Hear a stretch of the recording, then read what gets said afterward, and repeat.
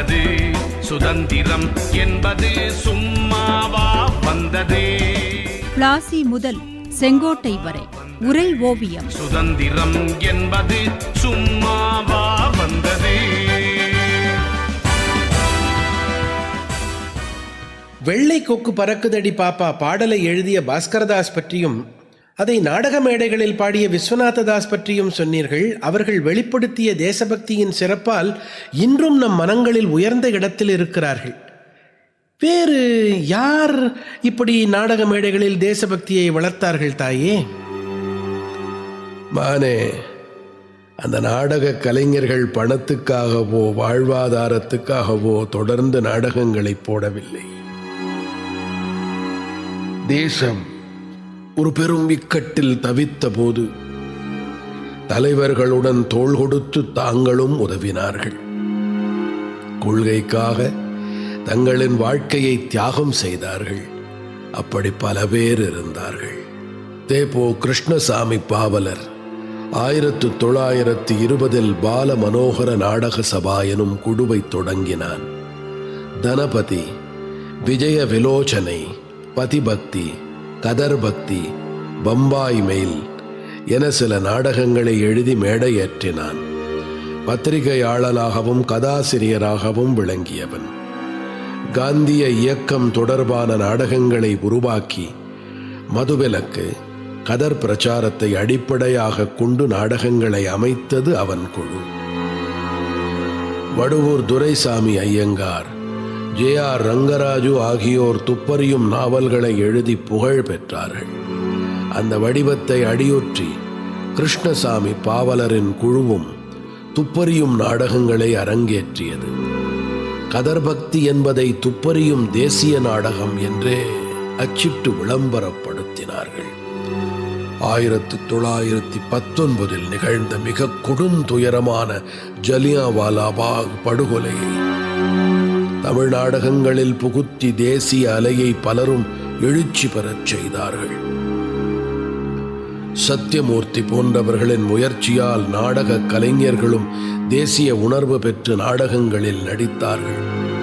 சுப்பிரமணிய சிவா, தேசிங்கு ராஜன், சிவாஜி முதலான தேசிய வீரர்களின் கதைகளை நாடகமாக்கினான். இந்த நாடகங்களுக்கு தடை விதிக்கப்பட்டதை எதிர்த்து சட்டமன்றத்தில் சத்தியமூர்த்தி வாதிட்டான். இதையடுத்து பலரும் தேசிய உணர்வு சார்ந்த வரலாற்று நாடகங்களை படைத்தார்கள். வே. சாமிநாத சர்மா பாணபுரத்து வீரன் என்ற கற்பனை வரலாற்று நாடகத்தை படைத்தான். இதில் கிழக்கிந்திய கம்பெனியை ஈசானபுரம் என்று பெயரிட்டான். பாரத நாட்டை பாணபுரம் என்றும் பெயரிட்டான். இந்த உருவகங்களை வெளிப்படுத்தி பாணபுரத்து வீரன் என ஒரு நாடகத்தை அமைத்தான்.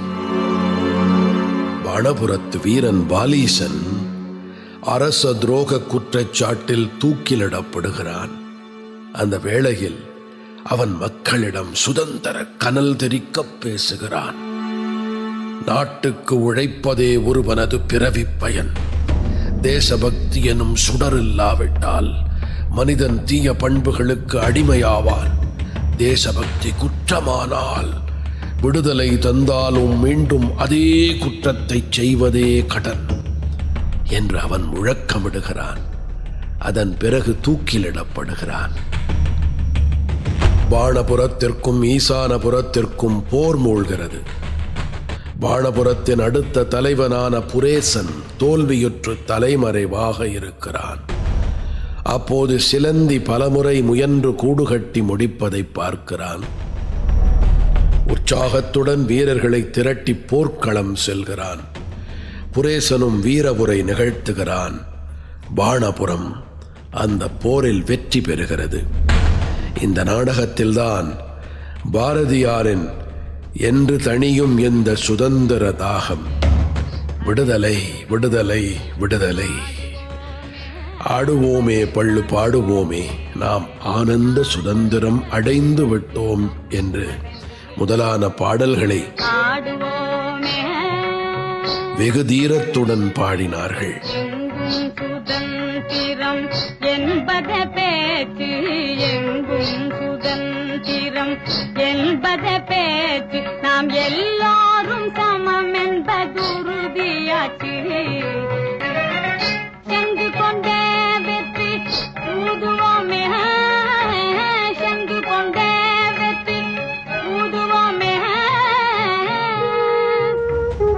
ஆனால் இந்த நாடகத்தை ஆங்கிலேய அரசு தடை செய்தது. இதனால் அந்த நாடகம் தேசபக்தி என்று பெயர் மாற்றம் செய்யப்பட்டு மேடையேற்றப்பட்டது. அதில் காந்தி வெல்லுப்பாட்டு சேர்க்கப்பட்டது.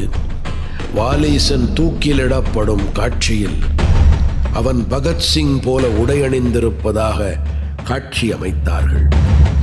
அந்த காட்சி வந்தபோது பகத்சிங் வாழ்க என்று முழக்கமிட்டார்கள்.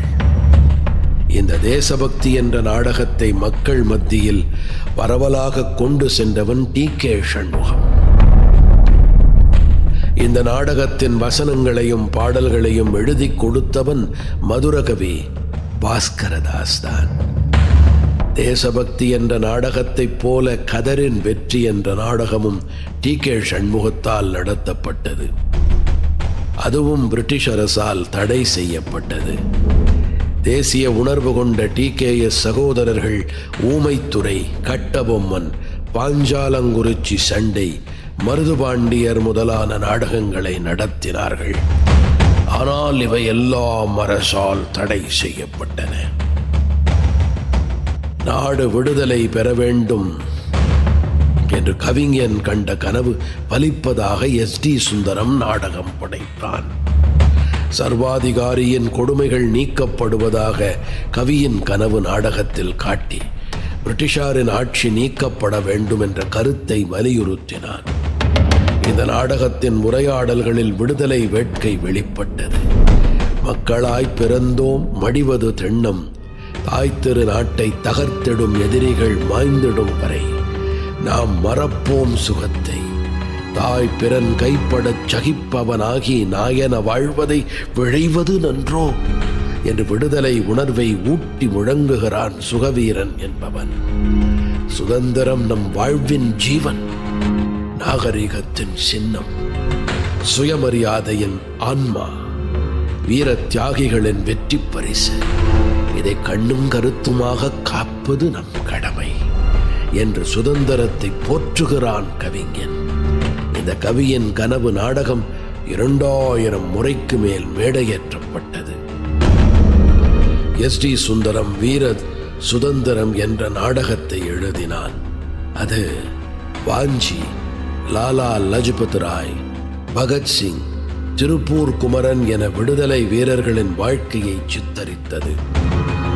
சக்தி கிருஷ்ணசாமி வீரபாண்டிய கட்டபொம்மனையும், தமிழ்வாணன் பூலித்தேவனையும், டி.கே. சண்முகம் செக்கெழுத்த சிதம்பரனாரையும் நாடகமாக்கினார்கள். பால சஞ்சீவி தண்ணீர் விட்டோ வளர்த்தோம், தேப்பா பெருமாள் சுதந்திர தீபம் என்ற நாடகங்களை நடத்தி விடுதலை தீயை அணையாமல் காத்தார்கள். மதுரை ஒரிஜினல் பாய்ஸ் கம்பெனி தேசபக்தி அல்லது சகோதர துரோகம் என்ற நாடகத்தை நடத்தியது. அதில் மராட்டியருக்கும் முகலாயருக்கும் நடக்கும் போரை காட்டி வெளிநாட்டவர் ஆட்சி பற்றிய கண்டனங்களை நாடகத்தில் அழுத்தம் திருத்தமாக சொன்னார்கள். கோவை ஐயாமுத்து எழுதிய இன்பசாகரன் நாடகத்தில் பாண்டிய அரசனை எதிர்க்கும் ஈழ மக்கள் உண்ணாவிரதம் இருப்பதாக காட்டி காந்தியின் போராட்ட முறையை வெளிப்படுத்தினார்கள். இப்படித்தான் அந்த வீரமைந்தர்கள் எதற்கும் அஞ்சாமல் சுதந்திர தாகத்தை வளர்த்தார்கள்.